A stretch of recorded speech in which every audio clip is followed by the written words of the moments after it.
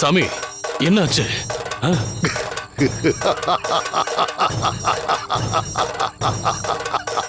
சாதிச்சிட்டோம் அவடை, சாதிச்சிட்டோம். இனி கனகதுர்கா காலத்துக்கும் இந்த பேழைக்குள்ள கட்டுப்பட்டே கிடப்பா. இனி கோவில்ல இருக்கிறது சிலை இல்ல, வெத்து பொம்மை. இந்த பெட்டிய யாரும் திறக்க முடியாதபடி மந்திரத்தால கட்டிட்ட. இந்த பெட்டியோட சாவிய காளியோட பாதத்துல வச்சு காலத்துக்கும் நான் பூஜை பண்ண போறேன். இனி நமக்கு ஒரு பிரச்சனையும் இல்ல. தாராளமா இனிமே நீங்க சிலைய தூக்கலாம். கேட்க சாமியும் இல்ல, தடுக்க காவலும் இல்ல. ரொம்ப நன்றி சாமி. அப்ப நாளைக்கே நாங்க சிலைய தூக்கிறோம். அவசரப்படாத ஆவுடை. இந்த பேழைய யாருக்கும் தெரியாம காட்டாத்துல விட்டுரு. அதுக்கப்புறம் நான் குறிச்சு கொடுக்கிற நாள்ல நீ சிலைய தூக்கு. புரிஞ்சுதா? புரிஞ்சது சாமி, அப்படியே செஞ்சிடறேன்.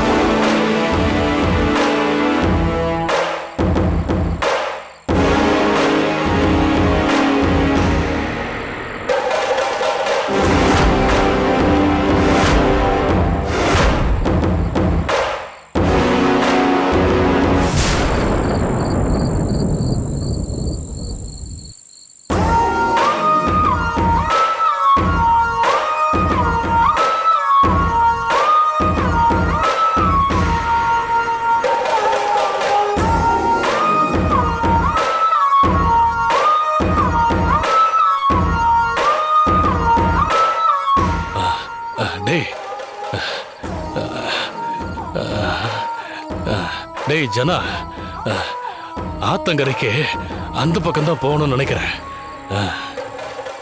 வா போலாம்.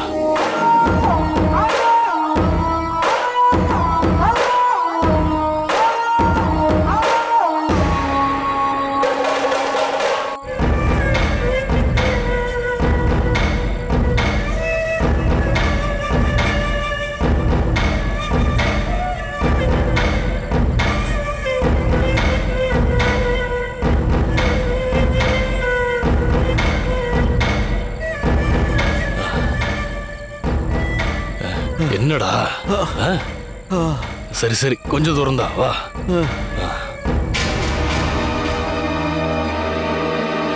அண்ணா, அம்மனுடைய சக்தி முழுசையும் சூலாயுதத்துல இறக்கி அது இந்த பேழையில வச்சு போட்டி நம்ம கையில கொடுத்திருக்காரு.